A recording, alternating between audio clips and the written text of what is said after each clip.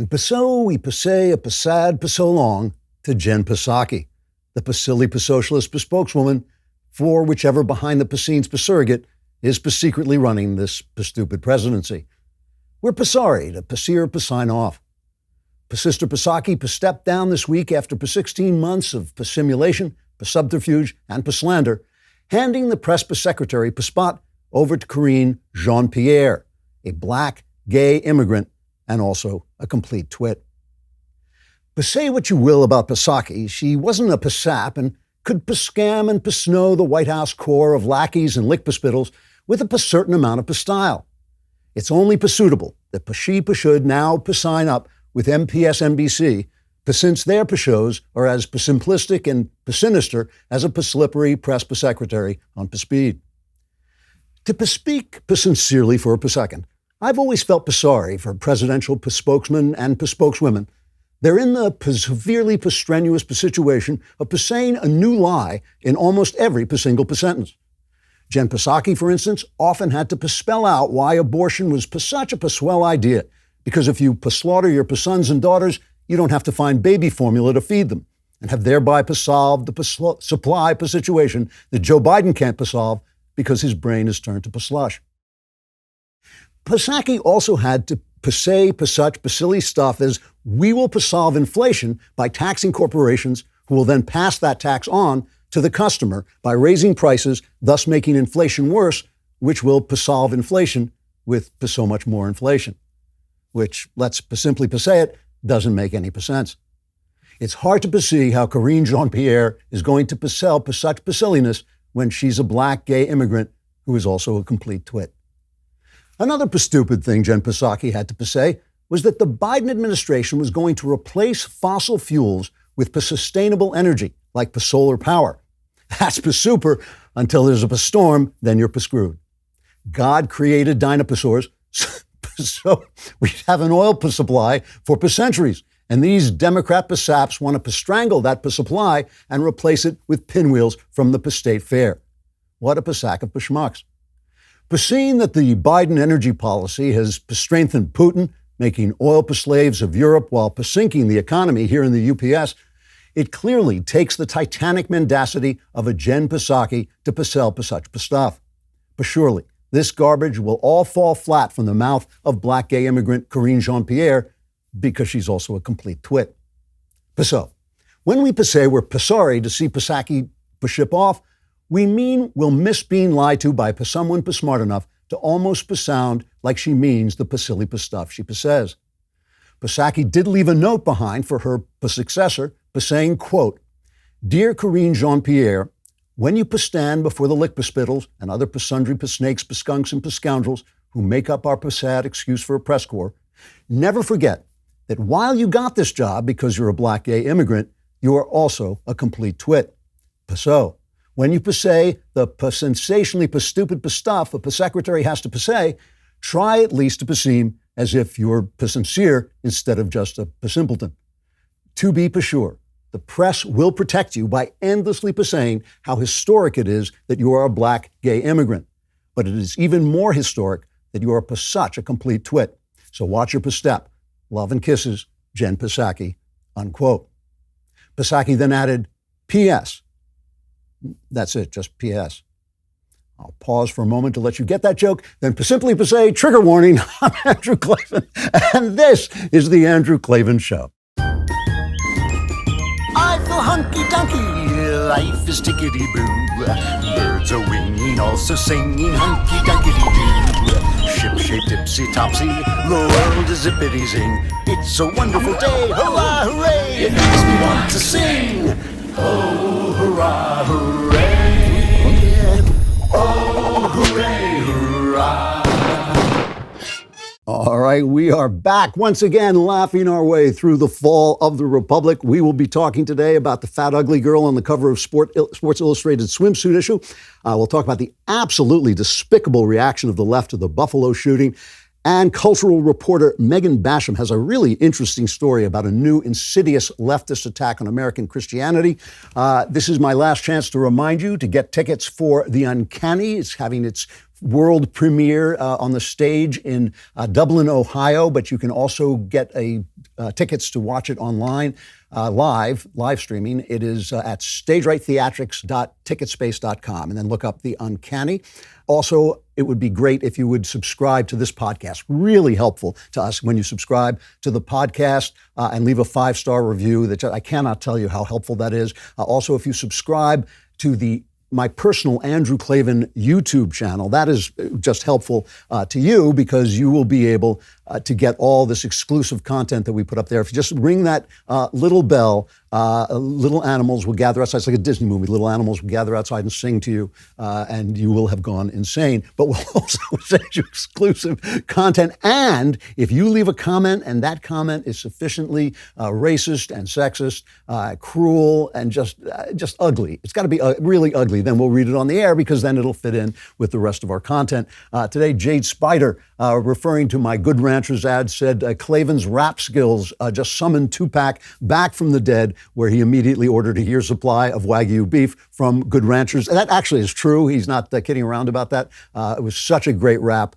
People are just talking about it all over my imagination. You know, with everything in life, there is one way to do it, and then there could be a smarter way. You might already be investing in cryptocurrency, but did you know you can trade Bitcoin, Ethereum, and over 80 other cryptocurrencies in a tax-advantaged IRA?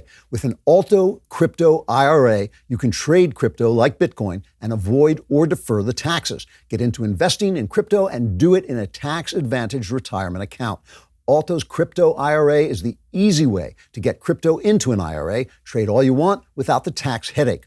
Create an account in just a few minutes and invest with as little as $10 with no setup charges. Get secure trading 24/7 through Alto's integration with Coinbase. There are 150 plus coins available, including Bitcoin, Ethereum, and Cardano. Plus, there are multiple ways to fund your account. Open an Alto Crypto IRA account with as little as $10. Just go to altoira.com/Andrew. That's ALTOIRA.com/Andrew. Start investing in cryptocurrency today. Go to altoira.com/Andrew. All right, so this sounds like a small story, but it's actually not. This is a story about the Sports Illustrated swimsuit issue. I terminated my subscription to Sports Illustrated years and years ago because of their attacks on God and their constant harping on Democrat and left-wing politics, which I didn't want to read about. But now they have put this overweight, unattractive model on the cover of the Sports Illustrated swimsuit issue, a model named Yumi Nu, about whom I know nothing and really need to know nothing to say what I have to say. So Jordan Peterson reacted on Twitter, and he tweeted, sorry, not beautiful, and no amount of authoritarian tolerance is going to change that, okay? So listen to what he said. He said, no amount of authoritarian tolerance is going to change the fact that she's not beautiful. She's not. She's overweight and she looks bad in a bathing suit.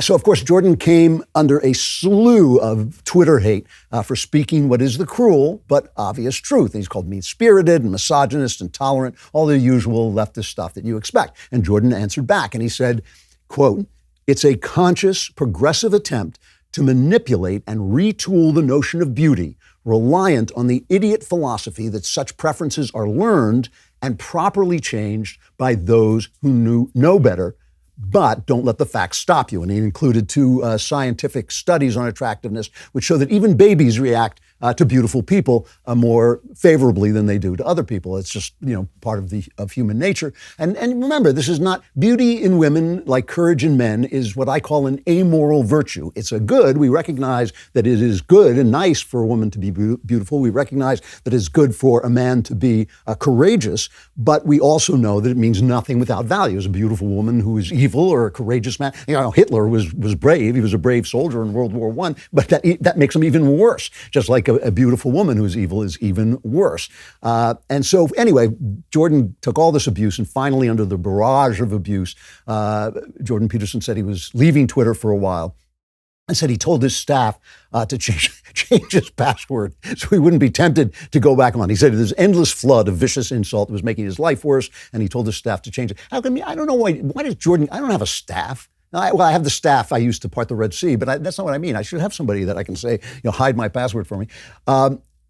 But, you know, you get hate bombed. I've been hate bombed on Twitter, and you have to just stop reading them. Most of the people are bots who are doing it, and the ones who aren't bots should be bots. It would improve their personalities if they were bots. But Jordan, and I say this with respect, he can't help doing this because it's such a good trap. He fell into the trap that the left is expert at setting. And you almost cannot help but fall into it because it's such a good trap. They take a reasonable point. They do this over and over again. They take a reasonable point of politeness, of kindness, of tolerance. We shouldn't let effeminate boys be bullied, or we should stop persecuting people who are gay, you know, or and we shouldn't insult women for their looks. That's a perfectly reasonable thing. We should look beyond their looks. And we all say, yes, we all sign on to that. That is quite right. We want to be gentlemen. We want to be polite. We want to be good people and not bad people. And then they start to amp that attitude to an extreme case where they say, well, you have to make a cake to my gay wedding or I'm going to destroy you. Or you have to believe that effeminate men can suddenly turn into women. Or you have to have an unattractive woman on the swimsuit issue. And you say, well, no, that's totally different. I don't support that. And then they act like you violated the principle of kindness. You're a bullying, sexist, homophobe, you know. But what they're doing is they're conflating the original principle, the principle of politeness and kindness, with the principle of speaking truth. And they are, you know, basically saying if you speak the truth, you violated the politeness rule, but then you can't speak the truth, and then they get to sell you a lie. And they do this again and again and again. They say women should have equal rights, and you go, well, yeah, that's right, of course, women should have equal rights. And then they say, and so an equal number of women should be hired by tech companies. And you say, well, I don't know, maybe women aren't as good at tech as men. You're fired. You're a terrible. You violated you hate women. You're a misogynist. Same trick over and over and over again, and it works for two reasons.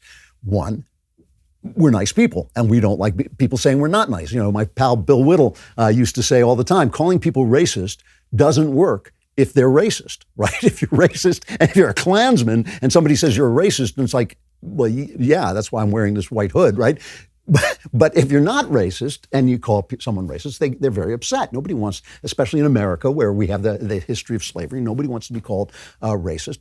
And two, it works because the media is corrupt. They're bullies. They're corrupt bullies. NBC, ABC, CBS, New York Times, Washington Post, they are corrupt bullies, and they pile on. And so you get washed away in this slew of hate. And nobody ever says, well, wait a minute, Jordan wasn't really insulting this woman. You put her in a place where he had to speak the truth, and he said the truth. And of course, you know, it's unkind to say, that a woman is fat and ugly, or just, you know, to insult her looks. We all know that some women are less attractive than others, and we know it's a disadvantage because a woman's beauty is valued in society. Basically, I mean, our natural purpose here on Earth as physical beings is to reproduce, and so women want to attract men and reproduce. And listen, every single time I would take a homely homemaker over a gorgeous feminist every single time. So we understand there are other values besides beauty, but beauty is a valuable thing, just like courage in men is it's an inherently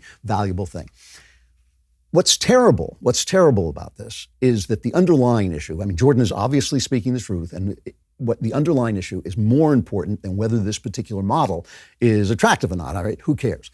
Let's be clear about this. The Sports Illustrated swimsuit issue is one thing. It's always been one thing. It is a cheap excuse for Sports Illustrated to sell men pictures of scantily clad hot girls. That's its telos. That's its purpose. That's why it was put out there, to make money off pictures of hot babes in very scanty suits. Sometimes they just paint the suit on. The woman is essentially naked with paint on her body. So you get to say, well, I love football, so I subscribe to Sports Illustrated, but once a year I get to look at svelte girls with big breasts. I mean, that's basically the purpose of putting this thing out, right? And it was always a sleazy enterprise. I mean, I'd almost rather they just said, you know, here's porn, you know, here's some porn. At least you're honest about it. But no, it was always a sleazy enterprise.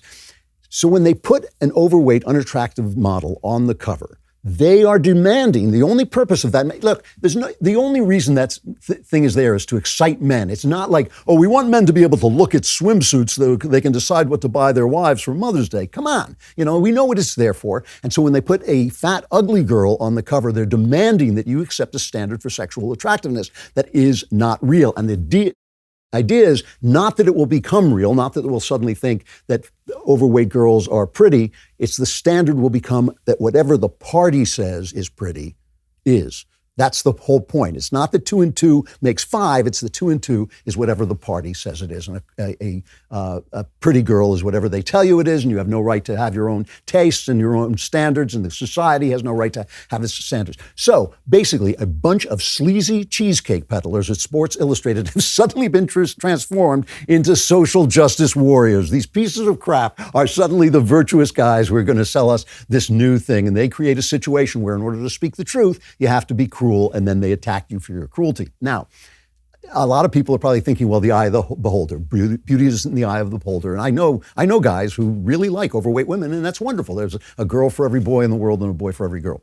But it's not the standard of beauty, and it never was. It never was. That standard changes over time. Sometimes we like thinner women. Sometimes we like fuller women. Doesn't matter. It doesn't actually change that much. People are always talking about Rubens, the painter, who painted very, very big girls, lots of cellulite and all this stuff.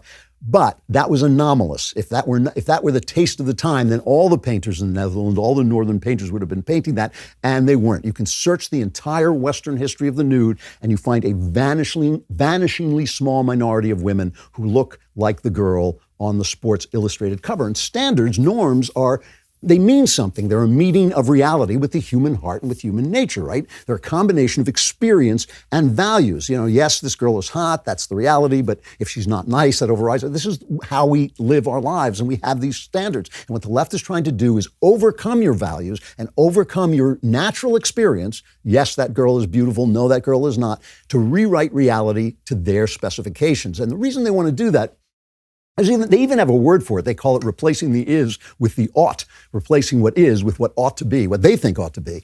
And the reason they want to do this is because their ideas for a perfect world turn everything to crap. Socialism, leftism, everything they do fails and fails and fails. So in reality, so they're trying to eliminate reality.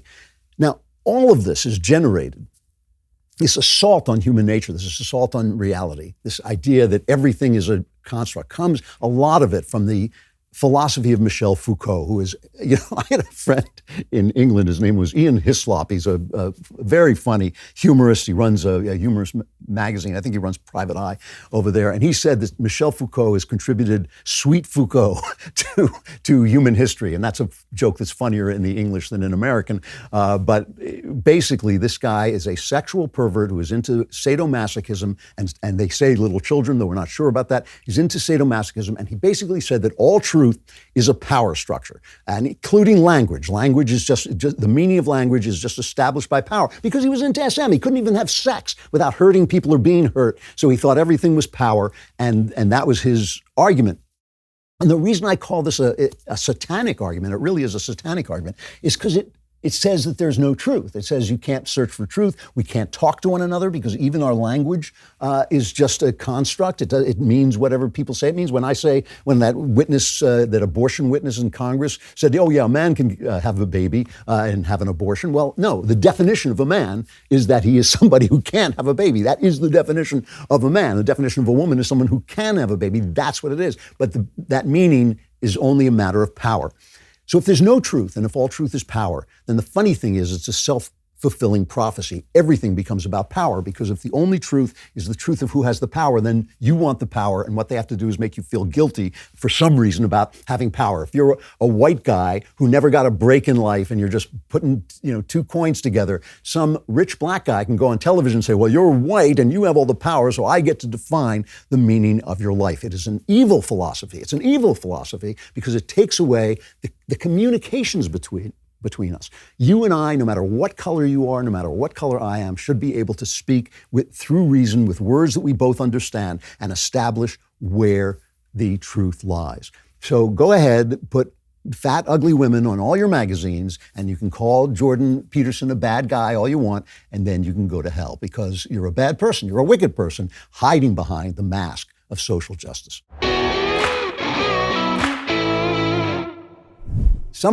Summer is coming. You're going to be traveling. I like to travel. We all like to travel, but you can rest easy when you travel with the protection of Ring Alarm. You probably already have, you should already have a Ring doorbell so you can talk to anybody wherever you are just on the Ring app. You can see them if they come to the door, but Ring makes an alarm system as well. It's an award-winning home security system with available professional monitoring when you subscribe. And best of all, you can easily install it yourself. And Ring didn't stop there. They've changed the home security game now with Ring Alarm Pro. When it comes to protecting your home, you should go pro with Ring Alarm Pro. It's a next level security system. CNET calls Ring Alarm Pro a giant leap for home security. Ring combined a home security system and a Wi-Fi router, so it helps protect your home and secure your network. You may not have known it, but it's true. Ring has an award-winning alarm, and this busy summer season, to protect your home, you're going to want Ring Alarm Pro. To learn more, go to ring.com/Klavan. That's ring.com/Klavan. Anyone comes to your door, ask them if they know how to spell Klavan, and if they say Klavan, that's right, the alarm just rings automatically.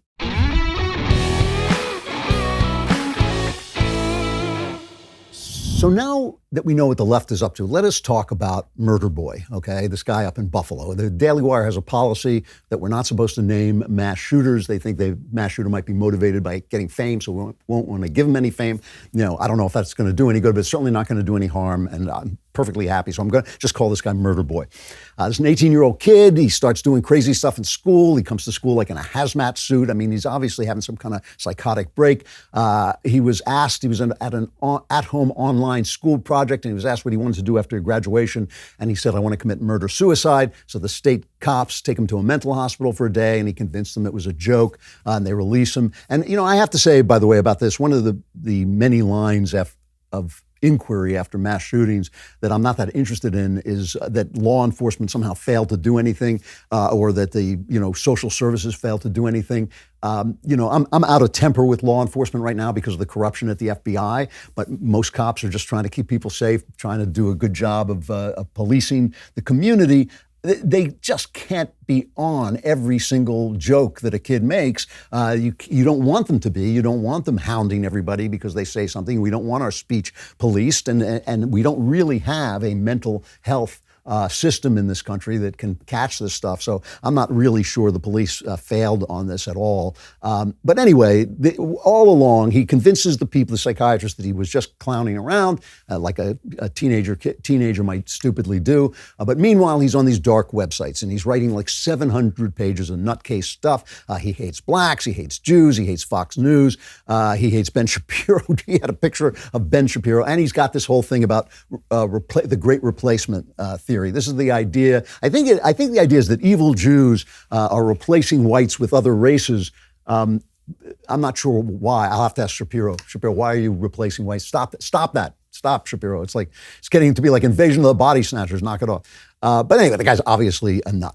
And then he goes out tragically, and I always say everything is funny in life except other people's pain. And here he goes out to a supermarket, which he picked because he thought, because of the zip code where he figured a lot of black people would be there. He opens fire. He murders 10 people. An absolute tragedy. And so the reaction of the press. We remember that crazy black guy in how do you pronounce it? Waukesha, Wisconsin. He supported Hitler and Black Lives Matter, and he threatened violence against white people. He drove his SUV into a Christmas parade, killed 6 people, including a little kid, injured 62 people. And we remember how quickly Joe Biden pushed off to Wisconsin to comfort the afflicted there. We remember this exchange between Peter Doocy and Jen Psaki is cut 4. Why hasn't the president visited the members of this Christmas parade attack?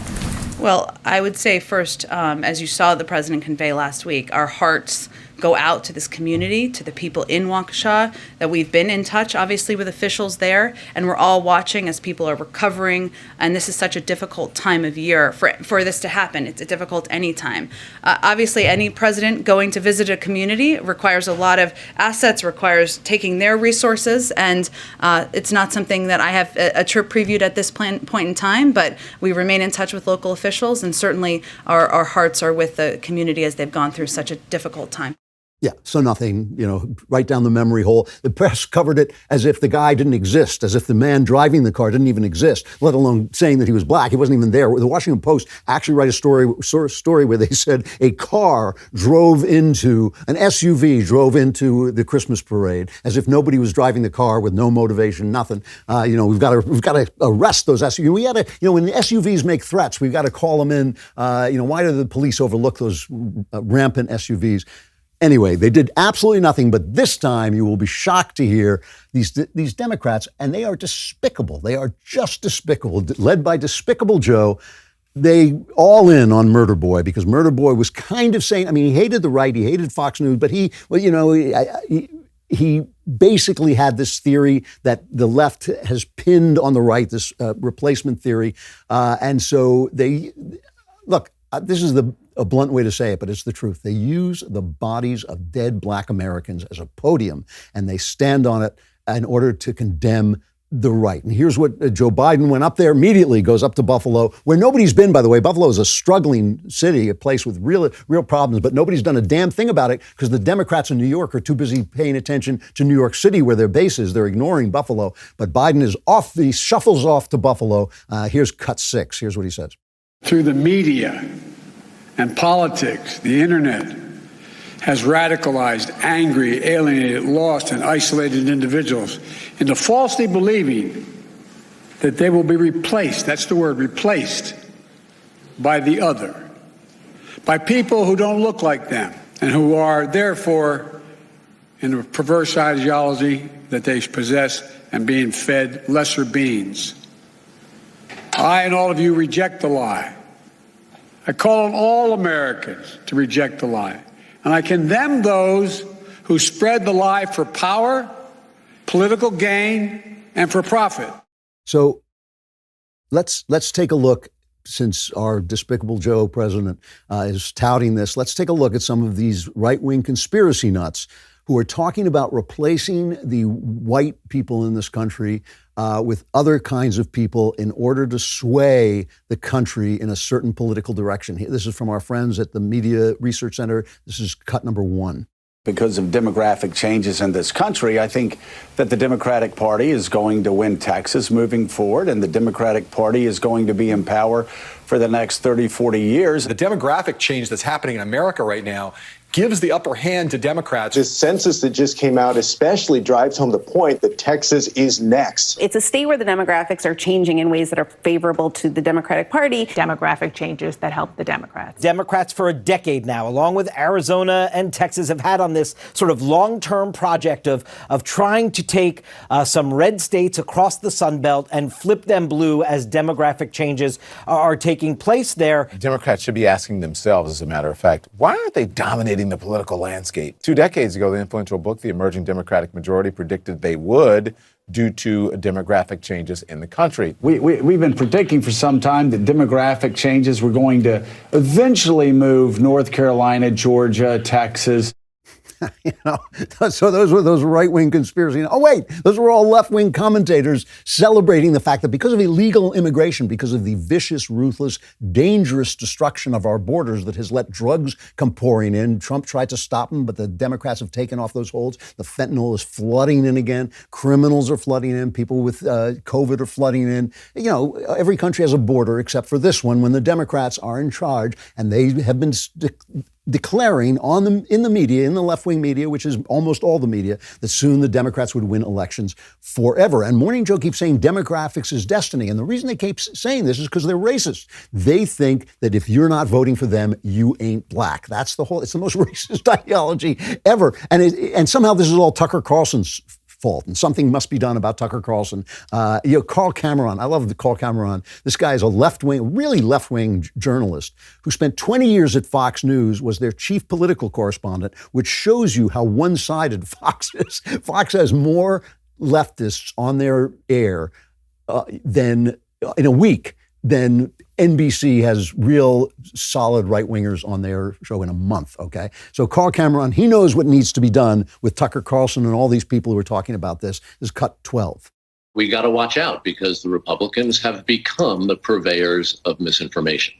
And when our two-party system is broken like that, democracy is seriously in trouble. The president acknowledged that. It's time to actually start doing things and maybe taking some names and putting people in jail. That's what we got to do with Tucker. We got to take that guy down. The governor of New York, I can't remember, Hochul, the woman's an idiot, governor idiot. She's saying we've got to shut down any website. We got to search for those keywords and shut down any website. If they stop talking about demographic shift as destiny in this country, Morning Joe would be off the air, MSNBC would be off the air. I'll tell you who wouldn't be off the air, Tucker Carlson. I watch Tucker Carlson, not all the time, but a lot, and he basically has said, and I've noticed this too, is that if this is their strategy, if letting the border open to let in new people so they'll vote Democrat is their strategy, it's not working. It's not working. People from south of the border who come over here and become American citizens and vote are moving toward the right because they can see what buffoons these people are. Blacks are moving a little slower, but they're starting to move a little bit too. Why? Because people of other colors are people. And eventually they start to see, oh, this doesn't work. This isn't good for me. I'm not going to do this anymore. And this whole thing about demographics is destiny happens to be wrong because racism is wrong. The whole theory of race as essential is wrong. And the Democrats have been using that forever. If they can just convince you that everybody hates you, then you'll vote for them because they said this. Democrats, I swear, I said this before and I mean it. The Democrats treat our black citizens like garbage. They treat them like animals. They say, you know, well, blacks are doing poorly in school.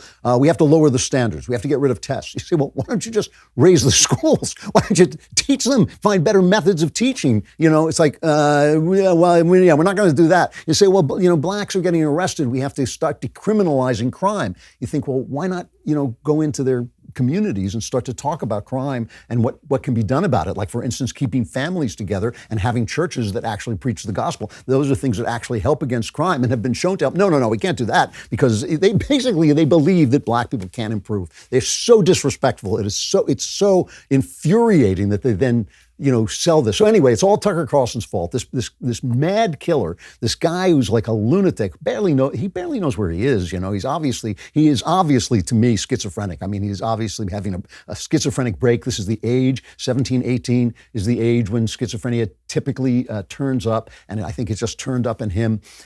One of the heartbreaking things he said in his manifesto was, you know, something in my heart tells me there's a better way, but logic convinces me that this is what I must do. And that is what happens to people with bad philosophies. You know, God is talking to you, he's saying, dude, you know, wake up, come back on the love side. And your mind is going, yeah, but this is, you know, I gotta kill these people. I gotta do this. It's logic. It's just a very, very sad thing to watch this kid go down the drain. And then, of course, he loses all sympathy because he has created such a tragedy. You know, certain people just make my life so much easier, and none of them work here. The reason is because we didn't use ZipRecruiter. If you own a growing business and need to hire, ZipRecruiter makes hiring so much easier because they do the work for you. And right now you can try it for free at ZipRecruiter.com/Klavan. ZipRecruiter uses its powerful technology to find and match the right candidates with your job. You can easily review these recommended candidates and invite your top choices to apply. And ZipRecruiter has a complete suite of tools that makes it easy to filter, review, and rate your candidates. When you watch my show, you have to be thinking, please use ZipRecruiter. 4 out of 5 employees who post on ZipRecruiter get a quality candidate within the first day. No wonder ZipRecruiter is the #1 rated hiring site based on G2 satisfaction ratings as of January 1st, 2022. In fact, the hardest thing you have to do is to remember the special URL, ZipRecruiter.com/Klavan. That's where you go to try ZipRecruiter for free. Once again, that's ZipRecruiter.com/Klavan. But yes, you say, how do you spell Klavan? Well, you could hire someone to tell you it's Klavan. There are no E's in Klavan. ZipRecruiter, it's the smartest way to hire. It's not just Tucker Carlson. We don't want to single Tucker Carlson out. Here is lawyer and commentator Bakari Sellers telling us the real problem. That's cut 9. The tragedy in this is that it's a cycle. This is who America is. We have this racist attack. We have outrage. We have thoughts and prayers. We have political back and forth. And then we have an entire cycle where it happens over and over and over again. So this is who America is. America is a schizophrenic gunman who hates black people. That's who America is. That's how Bakari Sellers got his legal degree. That's how he got on TV, because America is this crazed gunman going around. Well, let's take a look. Let's take a look at some of the rising racism in the only white majority country on earth that has ever elected a black leader twice. Let's take a look at the rising tide of racism. Here is a sample of racism collected by the Washington Post that includes Oprah Winfrey talking. This is cut number 2. You still have your whiteness. That's what the term white privilege is. It means that whiteness still gives you an advantage no matter what. If you are not careful, your children will live their whole life white. And at 26, 27, they'll end up being a part of the problem because you just let them and allowed them to live a completely white, sheltered, and cultureless life. Whiteness is not phenotypic whiteness. There's white people and there's people who happen to be white, for sure. Anyone that is born in the world, because whiteness is global, can absolutely abide by tenets of whiteness. This is why we have Candace Owens. This is why we have Daniel J. Cameron. This is why we have black folks who will say critical race theory is trash. I'm still just really confused by whiteness. I'm sorry, Whiteness represents white guilt, white fragility, white supremacy, white violence. All of these things are now synonymous with whiteness, which I see as a stand-in for white supremacy. That's amazing. I will take responsibility for things that bad white people have done in the past just as soon as I collect royalties for things white people have invented. You know, I mean, it's absurd. It is absurd racism. And again, it comes from this Foucault philosophy of power. You heard her say Candace Owens is white because she doesn't agree with this philosophy. So if you don't agree with the philosophy, you're white. You ain't black. You're white. It's all about the power defining things. It's all this Foucault idea that truth is not truth. Your truth is not truth because you have the power. But my truth is truth because I don't have power. And power defines truth, so I don't have power, so it's not truth, but it is truth because I don't have power, but you have power, so your truth isn't truth. I mean, that's basically what, it's just what it comes down to in the end is what we say is true. Get in line or you are going to be silenced. That's what it comes down to. Because when you think that all truth is power, there's only power. There is no truth. When you believe in reason, when you believe in logic, when you believe in the love of the heart, then we have something to talk about. And we're just two human beings sitting together, no matter what color we are. We're sitting together trying to find the way forward. It's a very different world that we're talking about. Yes, truth is hard to find and you approach it by half measures, but you approach it through reason, by language, meaning what it means, and by agreeing basically that we must love our neighbors as we love ourselves. That's how you get to any kind of truth. Just as an aside, I have to do a whole show about this or a whole segment about this one day. This CRT, this racist, awful, ugly philosophy of the left, this philosophy that your whiteness is evil, that blackness somehow has some kind of superior holiness to it. All of this is part of the reaction to assimilation. I know that sounds counterintuitive, but it's not. Assimilation is very difficult. A lot of great art in America is about assimilation. The Godfather, that movie Get Out is about assimilation. A black guy is going to marry a white girl, but they're going to steal his soul. A wonderful novel, The Adventures of Augie March. It's all this stuff about what that tug you feel between your native culture, this culture that has been part of your bloodstream for hundreds of years, and America saying, just come on in and be an American and, bring your food and your funny hats, but leave the feuds and all that stuff behind. It's very difficult. When I understood that I was going to convert to Christianity as a Jew, I suddenly became hyper aware of the anti-Semitism in Christian thought, historically in Christian thought. And that's what's happening to blacks. They've been accepted. We say, Barack Obama can be president. We'll vote for you. We don't care. You're welcome. As long as you behave well, you're welcome. And they think, yes, okay, but am I losing my soul? Are you stealing my soul? So that's when the struggle becomes the greatest, when you've been accepted. It's not before. It's when you've been accepted that struggle in your heart gets very intense. Anyway, they didn't do this when that guy opened fire in the subway because he was sick of those MF white people. They didn't call for the censorship of Black Lives Matter. Really the only real racists left in the mainstream. Obviously, there are racists all the time, but the only real racists are on the left with this nonsense, this CRT. And, they're basically saying it's not racist when we do it. All of this, as far as I'm concerned, is a way of escaping the subject of mental illness. And I know mental illness is not a great subject to talk about because it's not political. There's fault on both sides.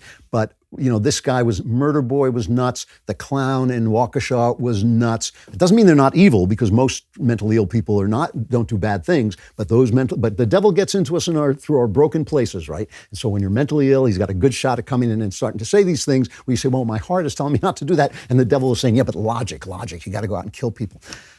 These people should be institutionalized. The people who are living on the streets should be institutionalized. And all those institutions were shut down, and they were shut down for 3 reasons. I'll tell you 2 of them right away.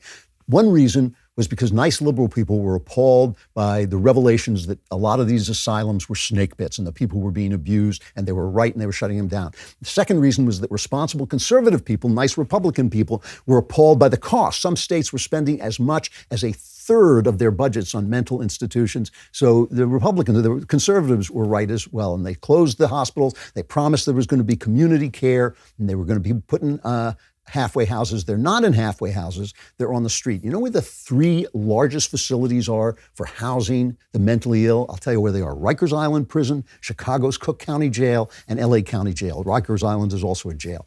They're not prisons. These guys are on the streets. Those few of them who get violent get arrested. It's like torture putting a mentally ill person in a prison. They have drugs. The drugs are not working as well as they should. It's a really difficult situation. But every time you try and put these guys in asylums, the left stops you. Why? It's because of the third reason. The third reason is Michel Foucault, who said that mental illness is just a power structure. It's just something that powerful people create, to get rid of people who don't fall in line with the power. The World Health Organization, that incredibly stupid group of people who caused a lot of the problems with COVID, they just put out a 300-page directive on the human rights of mental health clients. It calls for an end to all involuntary or coercive treatment, which is just wrong, and to the dominance of the pharmaceutical approach, calls for an end to the dominance of the pharmaceutical approach, which isn't working well, but is all that we have. And it says psychiatrists, problematic drugs, the WHO maintains must no longer be an unquestioned mainstay. And they say that practitioners cannot put their expertise above the expertise and experience of those they're trying to support. So in other words, the lived experience of a mentally ill person is now supposed to trump medical opinion when people can't take care of themselves. So there are no norms, there's no reality. It's Foucault popping up again. The guy was as close to Satan as you get because he poisoned the well of intellectual life. This is one of these things, these periods of madness always go through intellectual life, and when it comes to mental illness, when it comes to madness, it's going to torment the weakest people. These guys have to be put away. They have to be taken off the streets. The homeless situation is because of mental illness and drugs are often a way of self-medicating for mentally ill people. We have to remember that there are standards, our values matter, our perceptions matter. When you say somebody's mentally ill because he thinks he sees something that's there that isn't there, he sees himself as a woman when he's a man, that's mental illness, because there is a reality and we can see it and we can find out what it is. The left has been pounding away for the end of values, the end of standards, the end of normalcy, the end of truth, and they've left these people homeless and imprisoned, and when they become violent, they've left them dangerous as well. Now, as you know, I'm an independent contractor. I am a small business. You're looking at a small business. And one of the biggest things you got to know in small business is how to market yourself. Constant Contact is a digital marketing platform that helps small businesses and nonprofits of all sizes build, grow, and succeed. With email marketing, contact management, industry-leading list growth tools, social media ads, and more, Constant Contact helps small businesses connect with customers, find new customers, and sell online, all from one easy-to-use platform. They've been trusted by millions of businesses to help improve their marketing. With a 97% deliverability rate, you can rest assured that your customers and potential customers are getting the right message at the right time. With a simple interface, Constant Contact's easy-to-use platform makes contact management easier than ever. Their list growth tools help you find a bigger audience fast. Lead generation landing pages, text to join, and social media ads are proven to grow your list and drive engagement with your brand. With thousands of integrations, you can sync Constant Contact's tools with the tools you're already using. Powerful automation tools help you send the right message to the right person at the right time every time. To start your free digital marketing trial today, visit ConstantContact.com.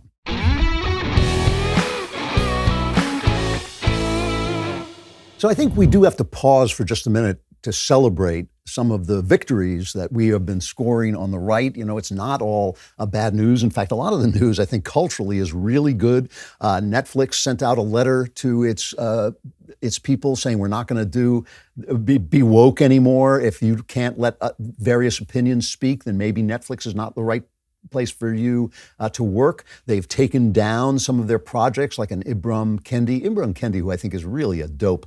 They've taken down his anti-racist baby project over there. So some of the woke stuff is going down. And most importantly, the Disinformation Bureau from Homeland Security, this Orwellian craziness has been put on hold. Nina Jankowicz resigned. She was, now she's the victim. She is the victim. This is this woman, remember, who sang supercalifragilisticexpialidocious, telling us that anything she disagreed with was disinformation, saying basically that any time you attacked a woman politician, it was a dog whistle of misogyny. Right? It was a way of spreading disinformation about women and could be attacked by the government, right? And now she's the victim because she had to resign. Here she is on MSNBC explaining her plight, cut 22. I have prided myself over my career of being a really nuanced, reasonable person. Again, as I said, I've briefed and advised both Republicans and Democrats. I admire some of the steps that the Trump administration even took to combat disinformation, including Senator Rob Portman and his bills against deepfakes and, funding the Global Engagement Center at the State Department. So to say that I'm just a partisan actor was wildly out of context. And then beyond that, it wasn't just, these mischaracterizations of my work, but it was death threats against my family. Well, death threats, of course, are always wrong and always terrible, and that's a shame, and it also discredits the people who are actually saying the truth, because she, right there, is lying. She is not a nonpartisan. She pushed the claim that Trump had a tie to a Russian bank, which we now know is completely false.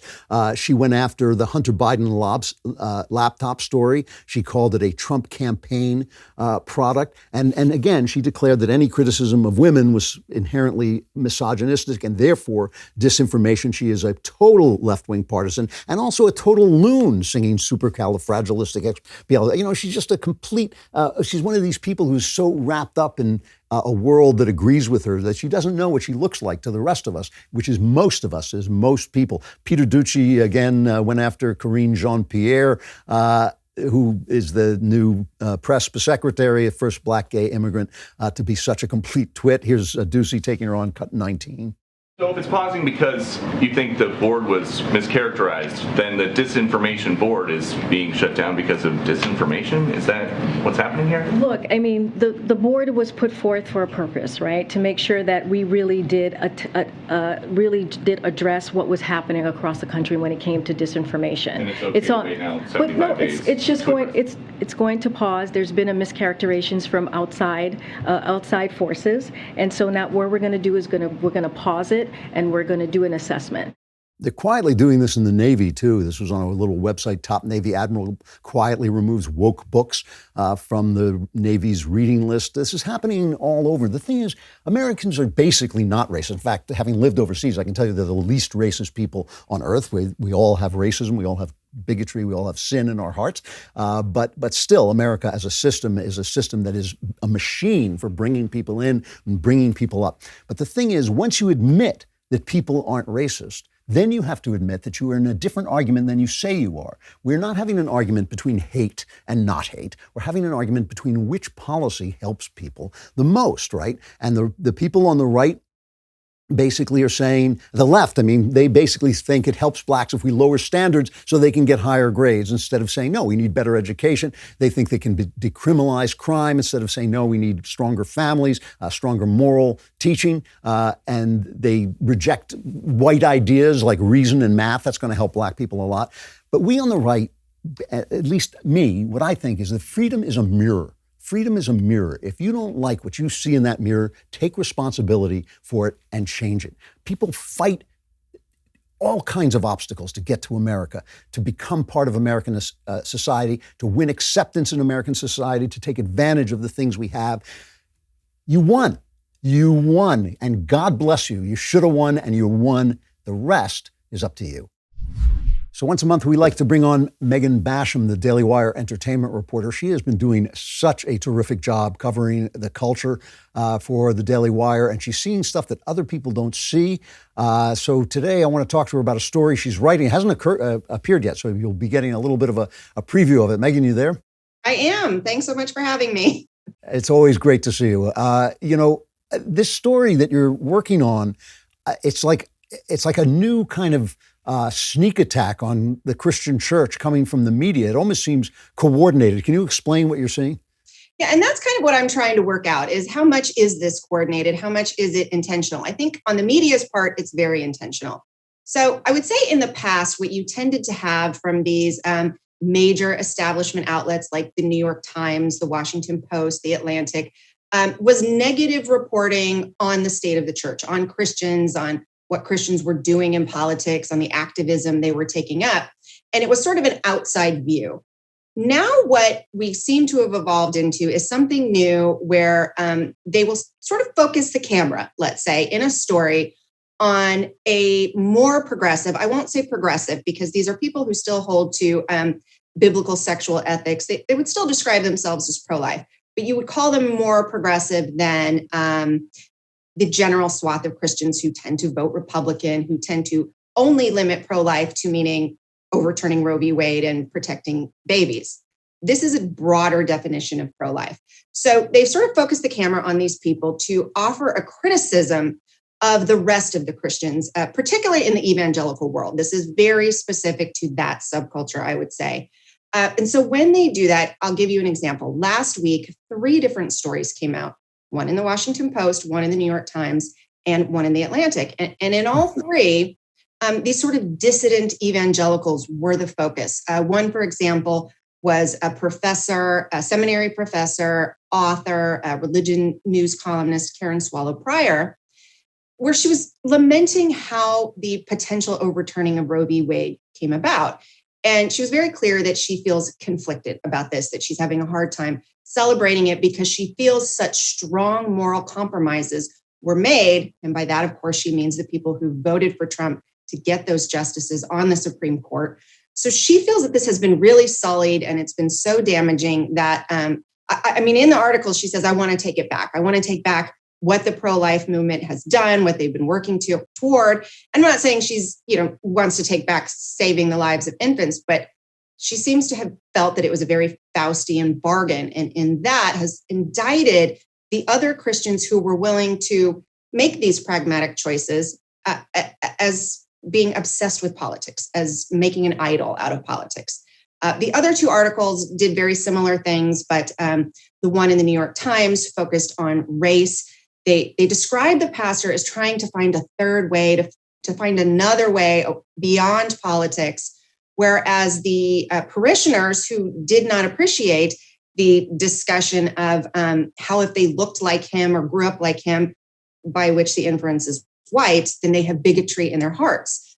Well, a lot of people felt, okay, that's pretty one-sided, and it aligns very well with the narrative that we've heard from the left for the last couple of years that we're living in a systemically racist nation, and that only one particular skin color struggles with the issue of bigotry or bias or racism. And I think that, anybody who's read the Bible goes, look, we all harbor these sins in our heart. You cannot isolate it to one particular ethnic group. So that's really how this is taking shape, that it's changed from outside criticism to using some of these individuals to bring about internal criticism.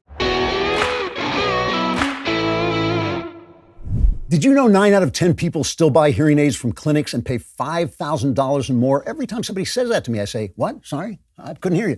That's why you've got to check out MD Hearing Aid. MD Hearing Aid is an FDA-registered rechargeable hearing aid that costs a fraction of what typical hearing aids cost. They bring clinic-level care right to you via telemedicine from doctors and licensed hearing professionals. MD Hearing Aid was founded by an ENT surgeon who saw how many of his patients needed hearing aids but couldn't afford them. He made it his mission to develop a quality hearing aid that anyone could afford. If you forget to take your hearing aids off in the shower, don't worry. You could put these things in 3 feet of water. The Volt Plus is water resistant, plus is rechargeable with battery life that lasts up to 30 hours. MD Hearing Aid has brought affordable hearing to over 600,000 satisfied customers. Plus, they offer a 45-day risk-free trial with 100% money-back guarantee, so you can buy with confidence. Get clinic-level care for 80% less with MD Hearing Aid. Go to mdhearing.com and use promo code Klavan to get their new buy one, get one, $149.99 each when you buy a pair deal. Plus, they're adding a free extra charging case, $100 value,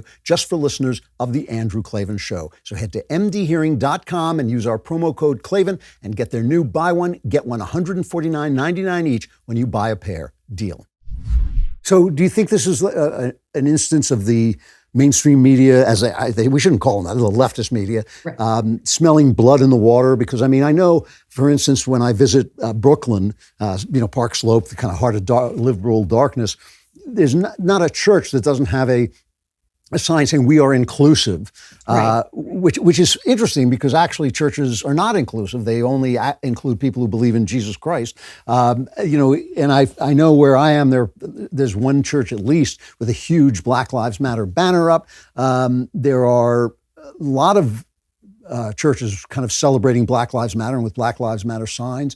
So do you think it's that they think, oh, wait a minute, we actually have made some headway, maybe we should encourage this movement? Do you think that's a motivation? Yeah, I mean, I think from the media's perspective, it absolutely is. And I'll be honest, I think it's deliberate. I don't think this is just an entirely organic development. Now, who the first person was to tip that domino, I don't know. But there's a few religion reporters in those outlets who continue to hammer. So when you see that same article popping up, again, 3 in a week. And in the last 2 years, I've seen at least a couple dozen. You go, I don't believe that this is just a purely natural product of we're just covering what's out there. It seems like they're looking for angles to push in that way. But in a way that makes sense because you look at the Republican Party, for instance, or even just conservative politics. I don't think you have to isolate it to Republicans specifically, but in terms of gaining ground for, say, the cause of life, for overturning Roe v. Wade, for retaining whatever degree of sexual ethics that we still have, there is no stronger force in the United States than evangelicals. So the idea that they were going to be left alone just as an opponent and not try to be co-opted as an ally seems really naive now when you look at that. And so I feel like there are these forces who are trying to co-opt them as an ally. The question for me is, are those who are sort of allying themselves with the left, is it a question of looking for approval? Is it rogue agents? That's what I can't quite figure out. There was one pastor I cover in this upcoming story who very strongly argued that Christians need to take up the issue of climate change. And that was really interesting to me. And his reasoning was extremely just sort of derivative of your average general leftist talking points. It didn't even feel like he was trying to make a strong biblical argument for it. It was things like, fossil fuels are causing carbon emissions, there's population explosion. And then, while saying that the reason Christians have not taken up the issue of climate change is because they have these political idols, he then appealed to the IPCC, which, if you're not familiar, it's an arm of the UN. It's the climate change arm of the UN. I think it's the International Policy of Climate Change, something like that. And if you know anything about that body, you know that it's deeply corrupt. It's extremely political. They've faked research. They've suppressed evidence of their own scientists' findings that went against the sacred cows of climate change activism.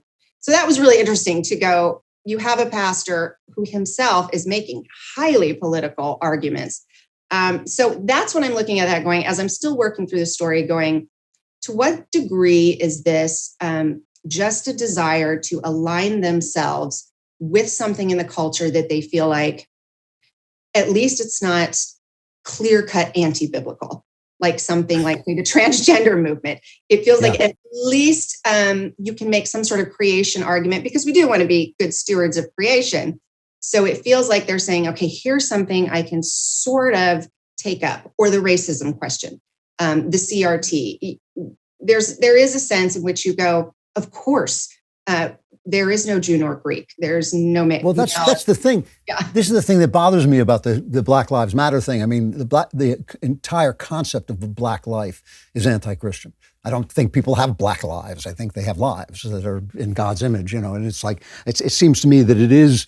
We're hearing this from some very substantial evangelical Christians, guys like, I mean, I don't know where Tim Keller is exactly on this, but he's a guy I've read like maybe 5 of his books. He can be quite good theologically, but he seems to kind of be drifting into this pool of racist thought.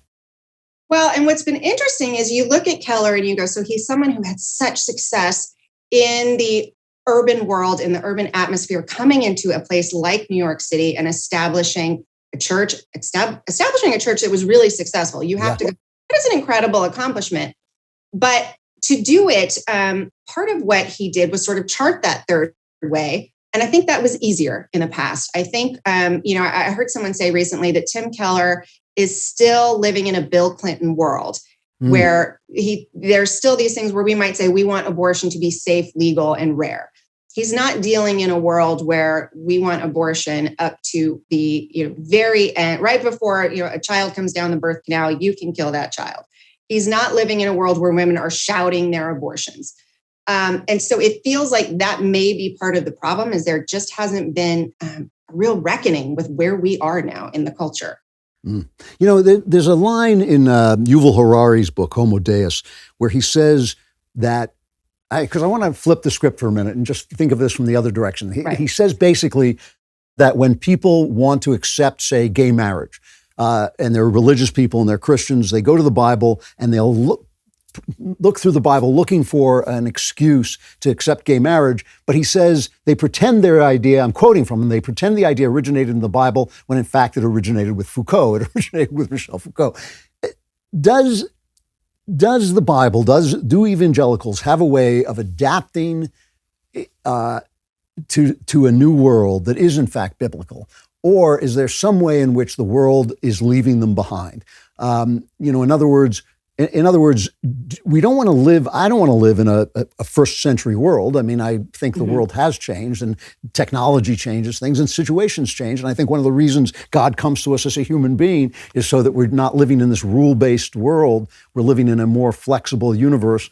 But what I'm wondering is there any theology behind this? In other words, are these guys actually coming up with a theology, or are they just reading the New York Times and parroting what they hear? I mean, I'll be completely transparent that most of the arguments I see tend to sound to me like we're just reading the New York Times and parroting what they hear. And part of the reason I say that is you look at something like Buffalo, this terrible shooting where you had this deranged racist killer. And immediately I saw, several prominent pastors, church leaders, Beth Moore, Gavin Ortland, other people who are very much in the mainstream of evangelicalism, immediately turned to this idea that the church would had somehow contributed to it, that its contribution to white supremacy through Donald Trump made them somewhat responsible for what happened there. In one case, he said, this particular pastor said, it should be uncontroversial to say that white supremacy is evil or something to that effect. I'm paraphrasing, but it should be uncontroversial to say that in the church today. But unfortunately, that's not the case.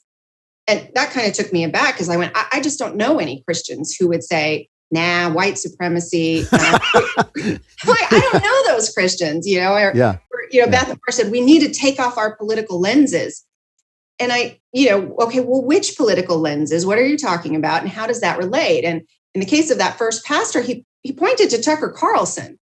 And he pointed to Tucker Carlson speaking about voting trends and how immigration is impacting the electorate. And look, Tucker Carlson may not always choose his words well on some of those topics, but there is no evidence that he was any kind of motivating factor for the shooter. So that to me felt like, okay, you guys didn't even think this through. You just immediately said what Chuck Schumer was saying, what Joe Biden was saying. So that was really strange for me that I go, what is the theology of that? And that quickly. Right. Right. Yeah. So I have a hard time making sense of that. And, getting back to Tim Keller, even things like abortion, which we were at one point very clear on, he has lately said some really odd things, like the Bible tells us that life is precious, but the Bible doesn't tell us the best way to protect life. So not ending it is one good way. Right. But he's saying it may not necessarily need to be through the law. Maybe we protect life. And if you follow these discussions, there has been an argument that their Democrat policies can also be pro-life with regard to abortion. If you have a bigger social safety net, women won't need abortions. So I look at that and I go, I need to hear a little more. And maybe part of the problem is everyone's having these conversations on social media. Yeah. So I go, maybe don't talk about it on Twitter before you've written out your thoughts and really grounded them in scripture and go, okay, where does this arise from theologically? Yeah. All right. I got to stop you there, but this is a really interesting story. I hope you keep covering it. And we will have you back again next month to talk about more stuff. You're doing a great job. Megan Basham, our entertainment reporter at the Daily Wire. It's always good to talk to you. Good to talk to you, Andrew. Thanks.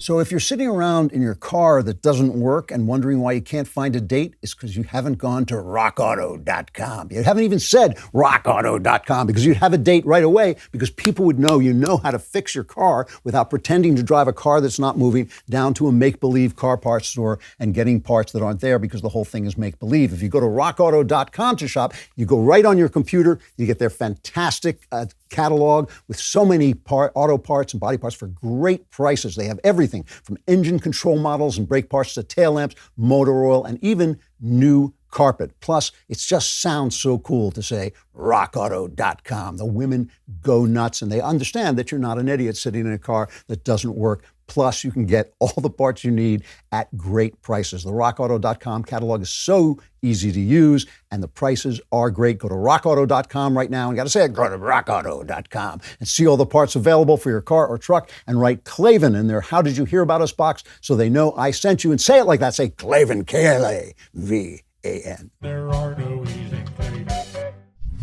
Bret Easton Ellis, Neil deGrasse Tyson, Dave Rubin, know what those folks have in common? Not much, except for the fact they've all been on Sunday Special, the weekend edition of the Ben Shapiro Show. That's right, a show where people with different points of view are actually allowed to express those points of view. Imagine that. We do things differently at the Daily Wire. For one thing, we're not afraid to follow the truth wherever it goes. You'll see that in our newest documentary with Candace Owens called The Greatest Lie Ever Told, a hard-hitting expose about the death of George Floyd and the rise of BLM. And you'll also find it on this week's Sunday Special with Ben's guest, Jonathan Isaac. He'll be discussing Why I Stand, the new book he just released with the Daily Wire. Isaac was the lone NBA player not to kneel for the national anthem during a league-wide demonstration in support of Black Lives Matter. His story is powerful and inspiring. Sunday Special is available Sunday morning wherever you get your podcasts. Tune in and learn.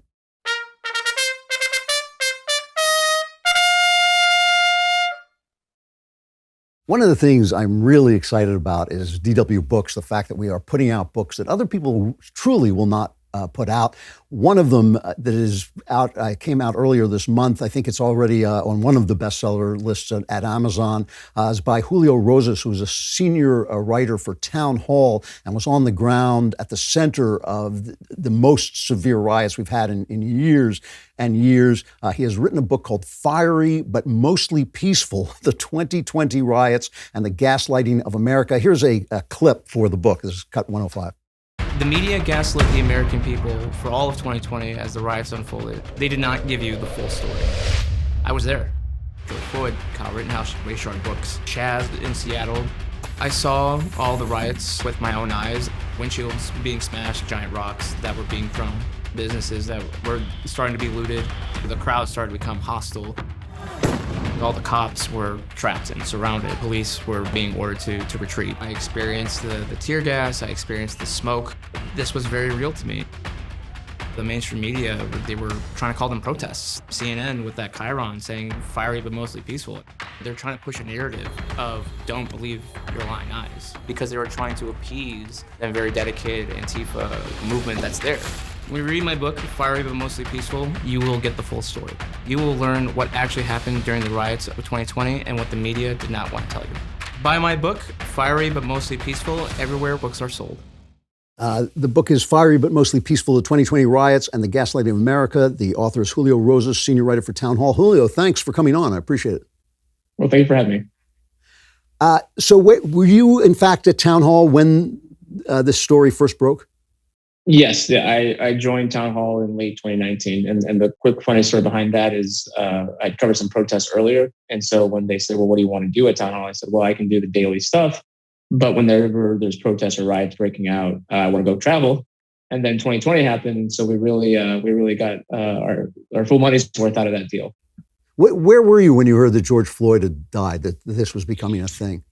So I was in Los Angeles. I was with family since this was still, the early days of the COVID lockdowns, and I didn't want to be in the DC area. There's no point. So I decided to visit family. And so I was actually late to seeing the video of George Floyd and what happened to him because my being on different time zones and operating on Eastern time while I was on the West Coast doesn't really bode too well for me. So I woke up that morning actually kind of late. And by the time I saw Twitter, and it was already, the main thing. And I realized that there was going to be some reaction to it for obvious reasons. But I didn't think, I thought because of COVID that it wasn't going to be anywhere near as to what actually happened. But obviously that wasn't the case.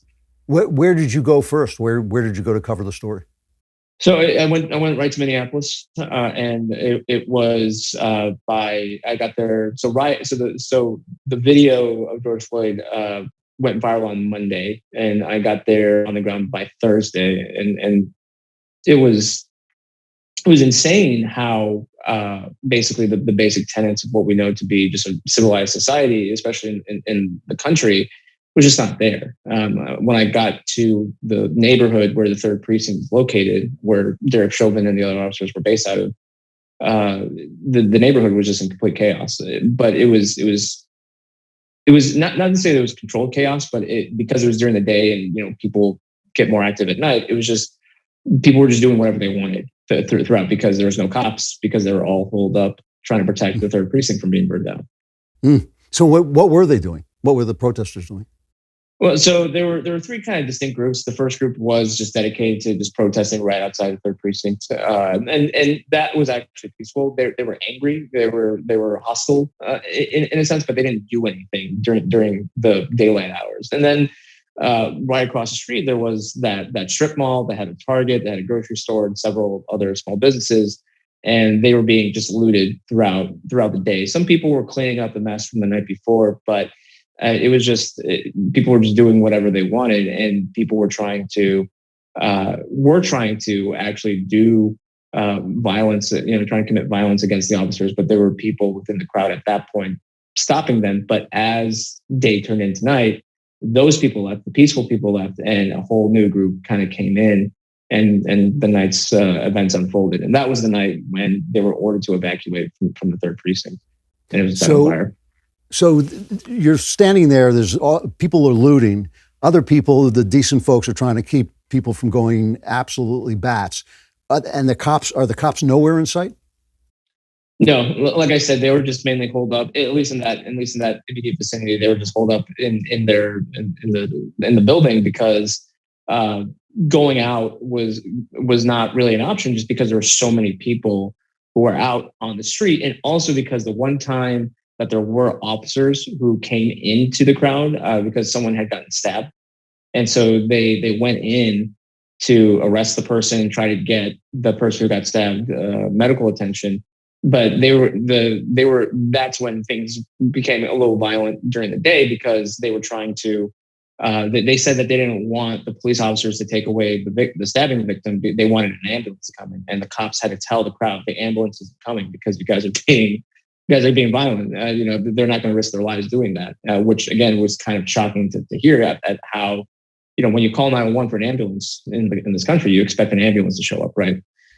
So it's just there was no police presence outside of that building. Were the people who were protesting, the people who were angrily protesting, were they trying to stop the looting and the violence at all? Or were they just disconnected from it? No. So, yeah. Okay. All right. So now night falls. What happens then?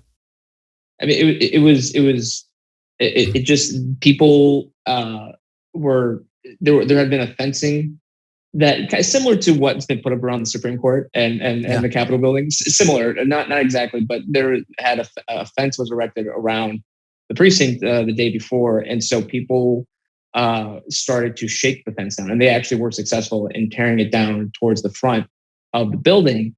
And then that's when cops came out on top of the roof to fire tear gas and rubber bullets at people to get them to stop. And then that's just crescendoed from there. The rioters were going around the entire building and taking the fencing down in other places. So it became very, very quickly apparent that the defensive position within the officers became very untenable. They didn't have the manpower. They didn't have presumably the ammunition for crowd control needed to get people to stop, because people were very, very angry. And there had been multiple times throughout that part of the night where I had heard people trying they were vocally stating that they wanted to set the building on fire with the officers still inside. And that's when I realized that this was going to be, very, very bad in some way. Now, obviously that didn't happen because the order for them to evacuate came before that. But even then, as they were evacuating, they were being attacked the whole way out. And someone actually, they couldn't open the fence because someone had jammed the fence. And so they had to take one of the police cars and drive through it to get it to open so that they can get all the vehicles out along with the people. So this was very violent. People were intending to kill all the officers inside through arson if they were given the chance. And the mayor, Jacob Frey, he said that he gave the order, but the problem with them evacuating and just now there's 0 police officers in the area was that, sure, they set the building on fire, but they weren't satisfied with that. They didn't go home. They achieved their main objective, but they wanted to continue. And then that's when we saw other buildings that weren't police buildings being set on fire. And there was the 5th precinct, which is a straight shot west down the street about 3 miles, and they wanted to continue to burn that police station down. It just dominoed from that. And so when people say that, oh, well, it was because when I posted that video of the building being on fire and officers retreating, people were celebrating, saying, yes, this is justice for George Floyd. This is what we wanted to have happen. But what they didn't realize is that the rioters, they weren't satisfied with that. They wanted to continue their rampage. Well, was your impression, you may not know the answer to this, it would be understandable if you didn't, but was it your impression that the people who were doing this, the people who were really at the core of the violence, were neighborhood people? Or do you think that they had come from elsewhere? It seemed like a mix, for sure. There were, like I said, there were people during the day who were expressing concern about people coming in from outside of the city or maybe from the surrounding neighborhoods and causing disruptions, because they said that if they become violent, then those people, they don't have to suffer the consequences because the people then get to go home and leave, while the members of the community have to suffer the consequences of their actions. But this was a very diverse crowd. It was people from all ages and all races and what have you. So it's hard to definitively say 60% were from the neighborhood or not. But I think it just seemed like there were a lot of Minnesotans there for sure. Okay, so how many days were you there? I was there from Thursday to Monday, so about 3 or 4 days. And did it get worse, better during that time? So the next day, Friday, the police did set up a perimeter around after they finally cleared everybody out and everyone went home. This is a more accurate description. But no, it continued, and so they once again tried to, the rioters pushed the law enforcement line all the way back away from the 3rd precinct down towards the 5th precinct. And this was the first night where they're going to try to enforce a curfew. And it was absolutely unsuccessful. I mean, there was no attempt to really to enforce that, no really attempt to stop people from targeting other things. They were able to prevent the 5th precinct from being overrun because the National Guard was out in full force, the state police were out in full force, which was not the case on Thursday.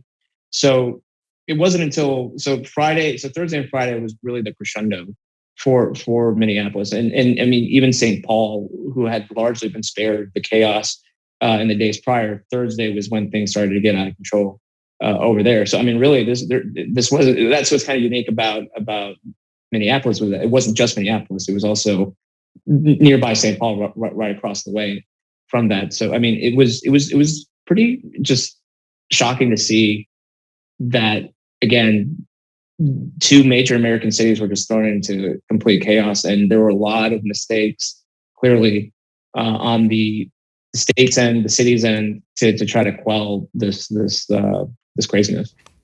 We're talking to Julio Rosas, the author of the new book, Fiery but Mostly Peaceful, the 2020 Riots and the Gaslighting of America. At what point did you start to realize that the coverage of this on TV was markedly different than what you were seeing?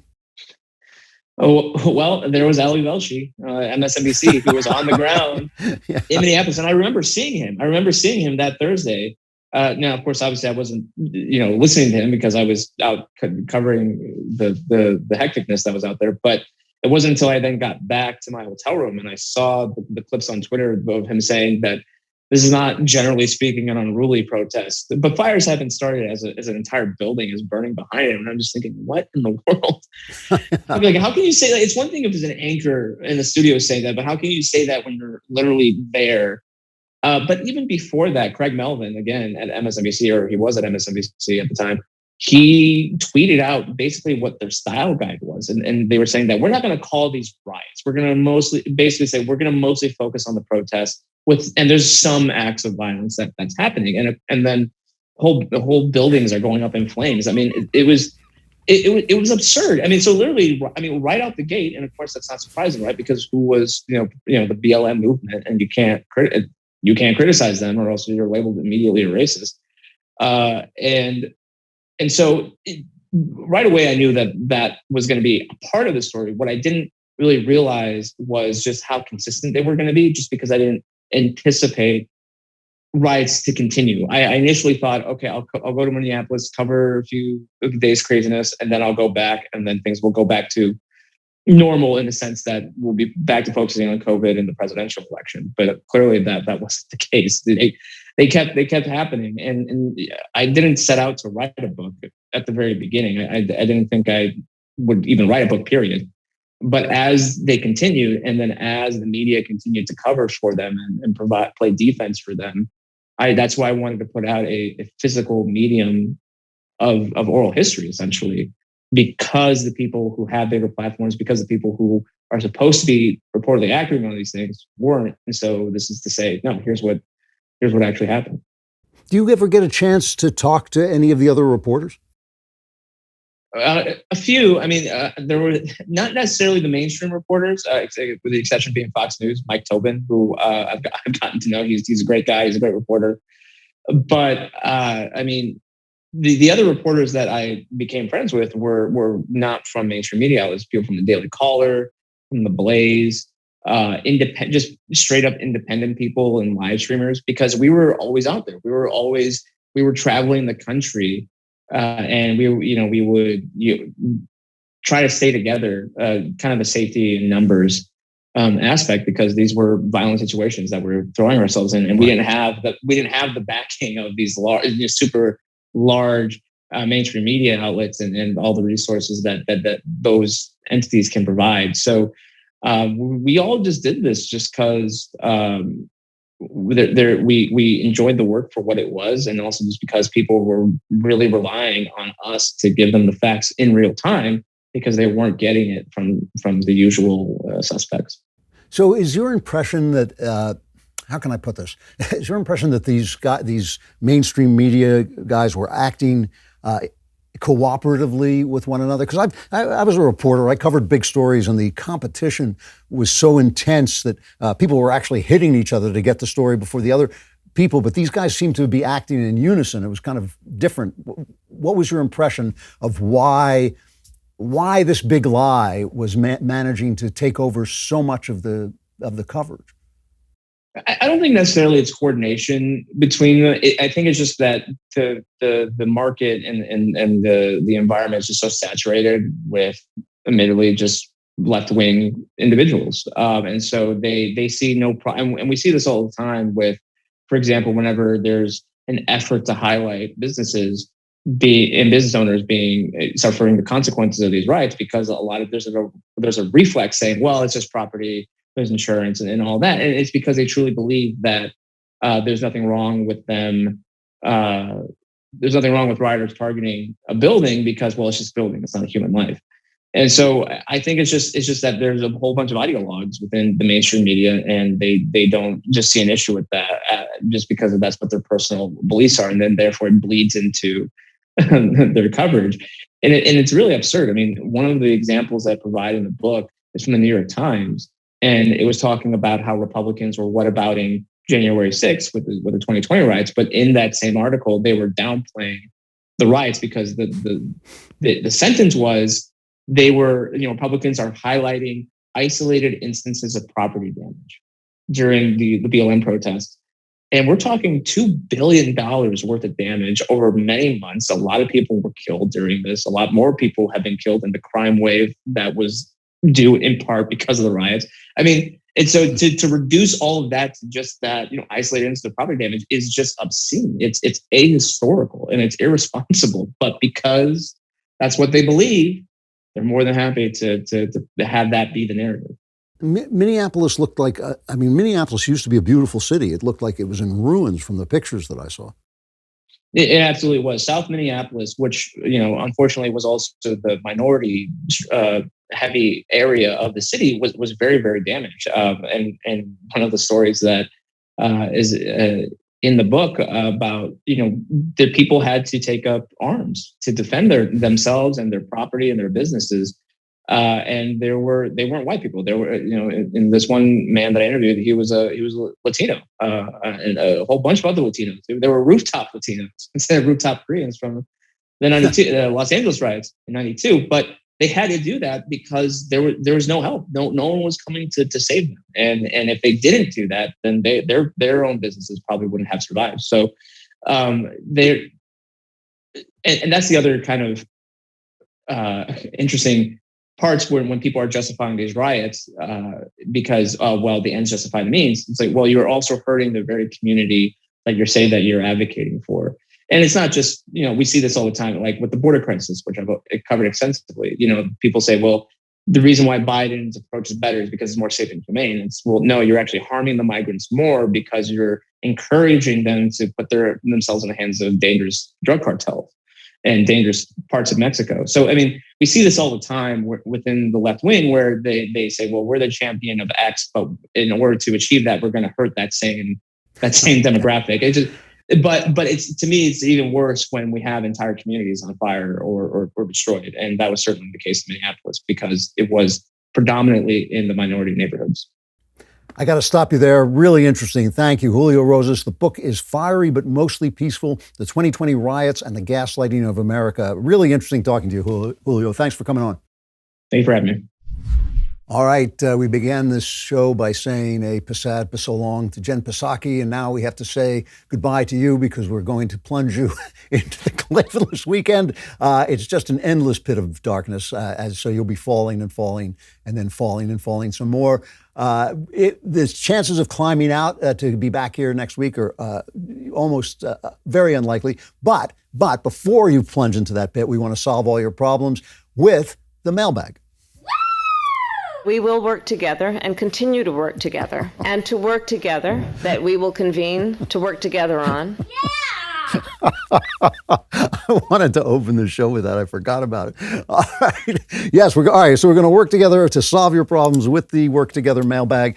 This one is from Suzanne. Dearest Andrew, I met my husband a few years ago and we had children very quickly into our relationship. Neither of us was raised in a religious household and religion has not been a part of either of our lives.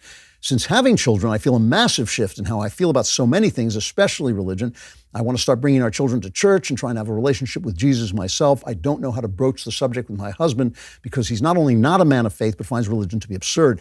I don't want to cause a rift between us, and I don't want him to feel as though I'm someone different than he married. But the reality is that I am different. How do I bring faith in God into my and my children's life, knowing that my husband will never join us? Okay, well, that's an interesting question and a difficult one. Let's start, but first we have to start with you.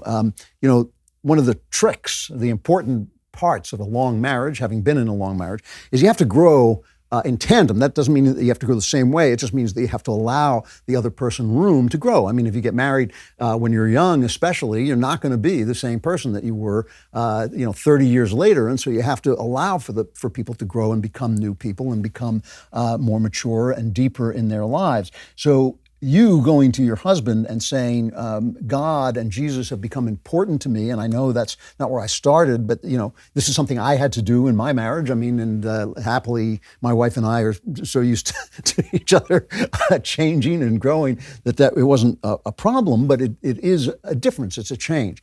So that's the first thing. Obviously, your soul is your own, and a good husband and a good wife understand that and want your soul to go in the way that to grow into itself, which is what life is really about. Is the whole point of being alive, is to grow into the person God made you to be.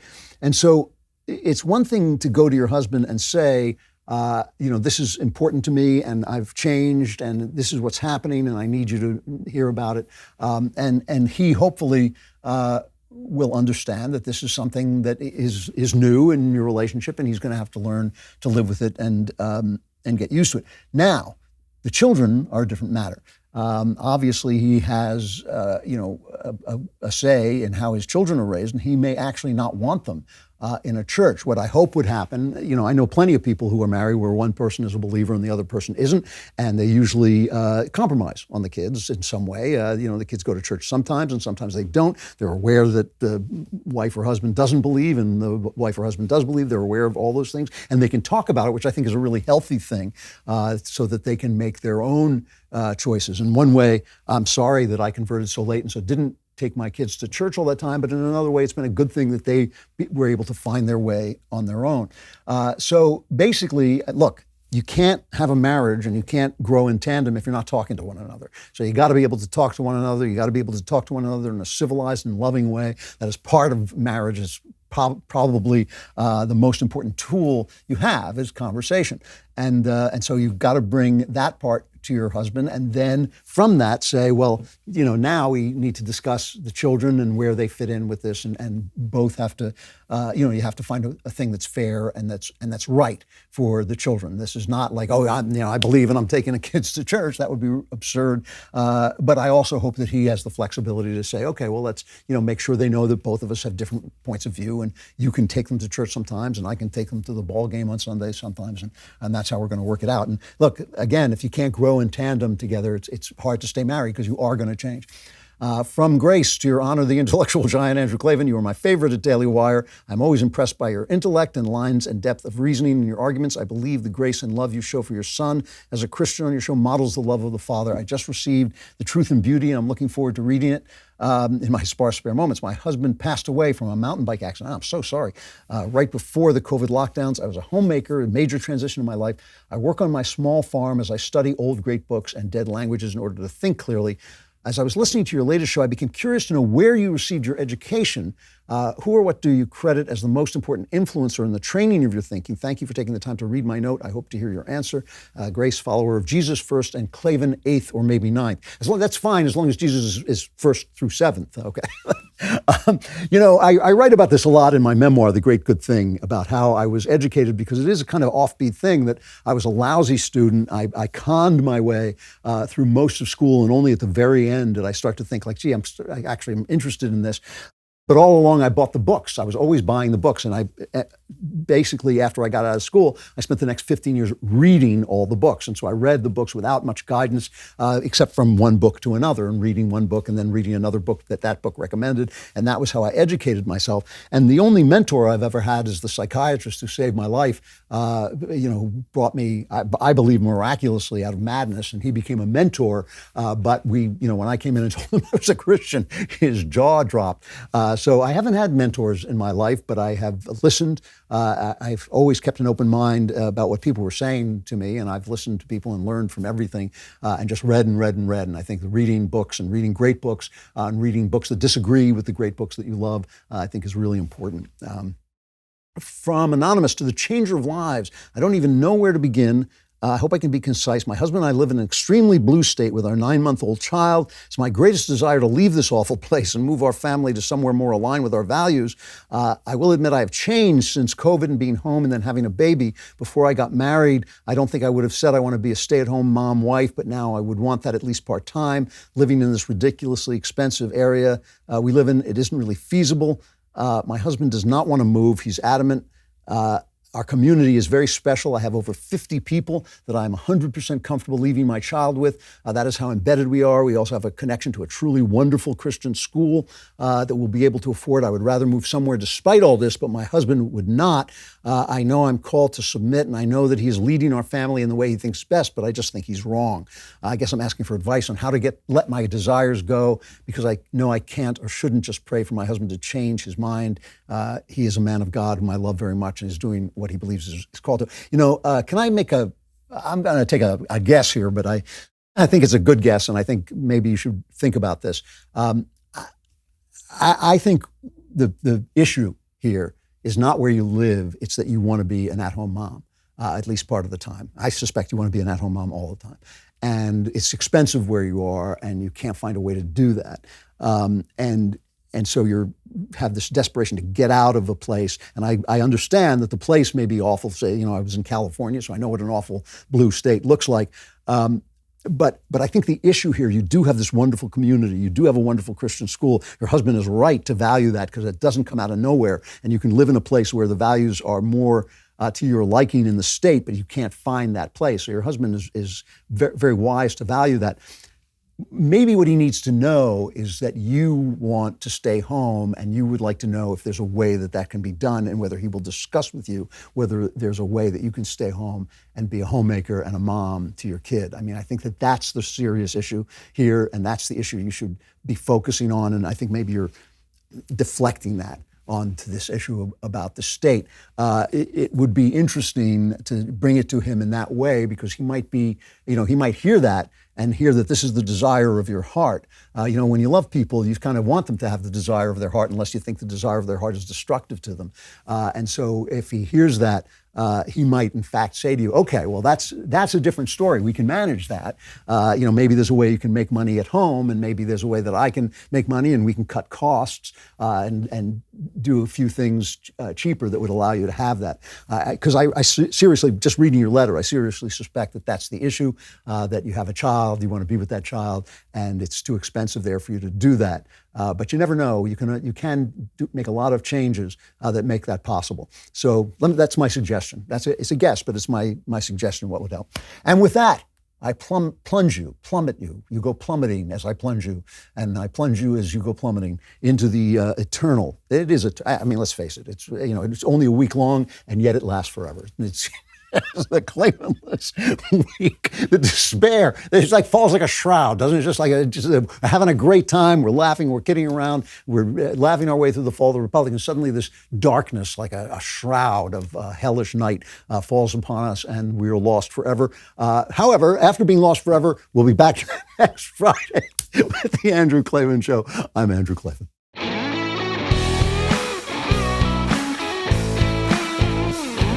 The Andrew Klavan Show is produced by Lisa Bacon, executive producer Jeremy Boring, our supervising producer is Mathis Glover, production manager Pavel Wadowski, editor and associate producer Danny D'Amico. Our audio is mixed by Mike Cormina. Animations are by Cynthia Angulo. Hair and makeup is done by Cherokee Hart. Our production coordinator is McKenna Waters, and our production assistant is Jacob Falash. The Andrew Klavan Show is a Daily Wire production. Copyright Daily Wire 2022.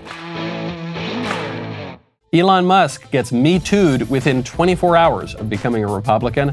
The New York Times embraces great replacement theory. You know, that thing we were told was a crazy conspiracy. Now they're promoting it. And new documents show Hunter Biden made millions of dollars in China, despite Joe Biden's emphatic denials. Check it out on The Michael Knowles Show.